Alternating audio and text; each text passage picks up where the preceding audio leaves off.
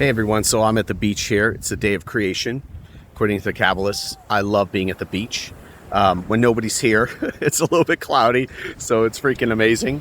You can hear the waves behind me, so hopefully this the sound will come through. So somebody, and I appreciate people responding to my posts. Aren't millions of you yet, but there's a few really good ones. And somebody posted something, and I like to talk about it. They thanked me for posting something. They said I said something. They're a woman, and I said something to the effect of, I helped them. I helped them connect to their masculine. They thought they had to be always feminine and more receiving. And I said something. I honestly don't know what it was. One of my posts about being more masculine, and so she shared with me she had a miracle. Basically, she was being more quote unquote masculine.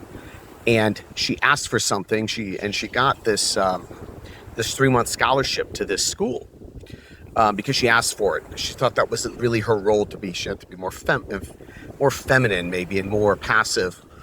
And when she connected to her male side, she got what she wanted. So she wanted to thank me for that. And first, I didn't know where that was coming from. I don't know which post that was, but I wanted to comment on it. And if you're listening to this, you're free to comment on this. I just want to keep your DM to me private, unless you want to say something after this post. But I want to talk about that today, especially on a powerful day such as this, and explain the difference. I think a lot of people who are spiritual and have even studied for 20, 30 years, they don't understand the difference between feminine and masculine energies. And I think this will be transformative for everybody. So I'll first start with a little bit of science. This is really, really important.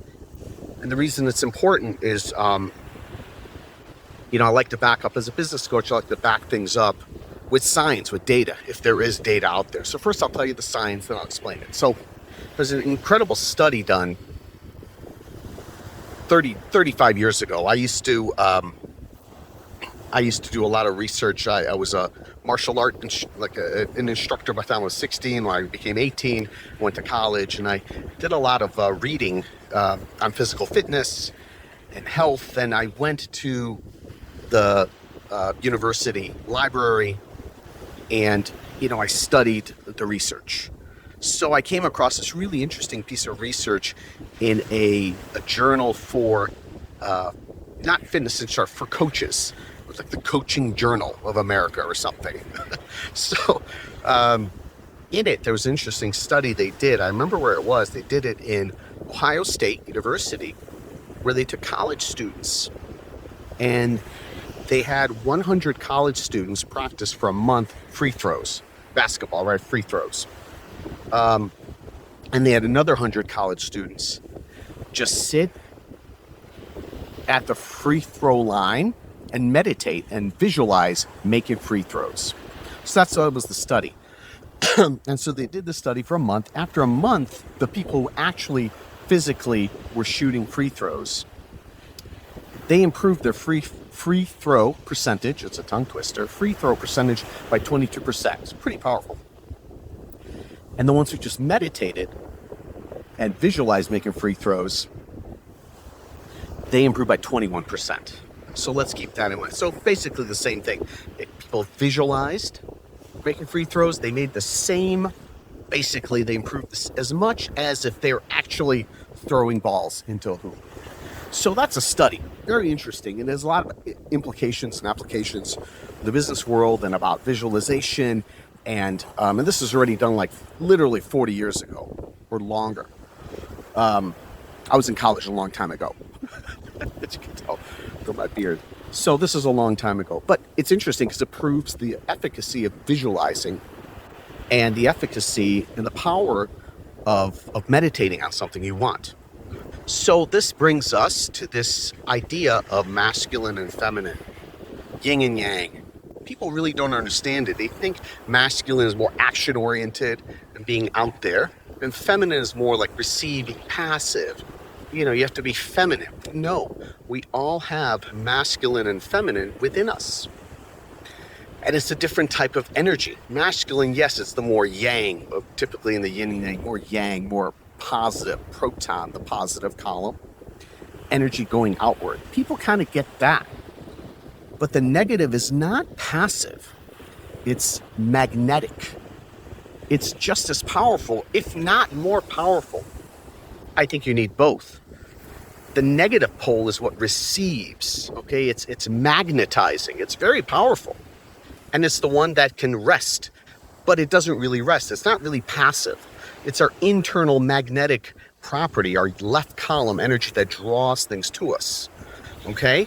So think about the prototypical example of a plus and minus is the egg and the sperm. The sperm, we say, oh, all the sperm, billions of sperm are rushing towards the egg. Is it them doing the work?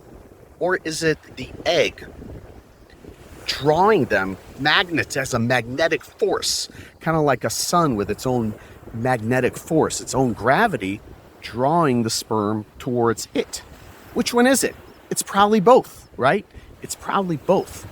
So that's how we want to look at this plus and minus. Plus isn't action-oriented, masculine, I'm going to go and do things. Very important in life and in business to do that.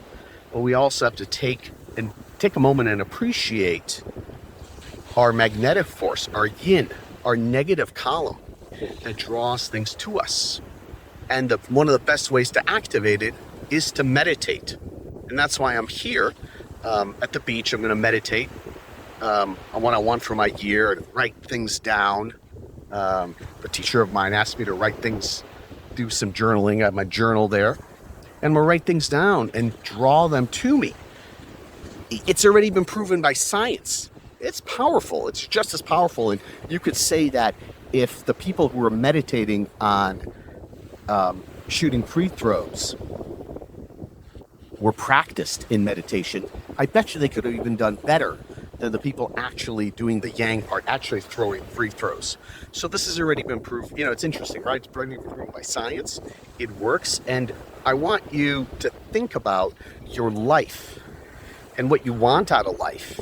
And it's very, very important to go out there and get it. And if you're in business, to make those 70 calls a day or call that client that you're afraid to call and, you know, make that hire you're afraid to make and spend the money you're afraid to spend. But also take time every day, as often as you can, to magnetically draw things towards you through visualizing and through visualizing your success. That's just as important. And one of the, this is something I learned in Kabbalah, that you can't just meditate. That's one of the problems that happens. One of the issues with people who are quote unquote spiritual is that they spend their lifetime meditating and visualizing, trying to manifest things. That's very important, right? And then there's people who are not spiritual, think, I'm just going to make a lot of calls and I'm just going to push through it and try to make millions of dollars like that. Well, both are half the equation. You need both. So I hope that everybody takes the time to look at where they're missing. If you're not doing enough male, right? It's not really male. It's the positive aspect. It's the plus sign. If you're not doing enough male things, do more masculine. Let's call it masculine. Although again, we have both inside us. And if you're not doing enough feminine things, right, or negative column things, make sure you're meditating and you're visualizing your success, especially today, especially in the coming week. It's a very, very, very powerful time in the cosmos. And so this will help us balance what we need to do. So good luck.